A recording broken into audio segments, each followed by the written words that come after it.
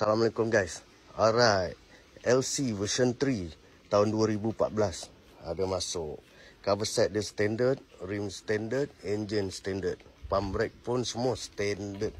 Okey, mileage dia tinggi sikit dalam 60k. Tapi jangan risau, kita dah buat major service. Engine dia dah buat major service. So, engine dia ni umpama macam baby baru keluar kilang. Ya, bateri pun kita dah tukar baru. Bateri kita tukar baru, plug kita tukar baru, minyak hitam semua kita tukar baru. Dia punya monoshock pun kita tukar baru. Tobaki Racing, okey. Bukan murah-murah punya monoshock. Okey, jom kita dengar dia punya enjin. Alright. Okey. Yang bunyi exhaust dia. Enjin senyap. Enjin tak bunyi. Yang bunyi tu exhaust saja. So memang enjin dia padu. Berminat boleh roja.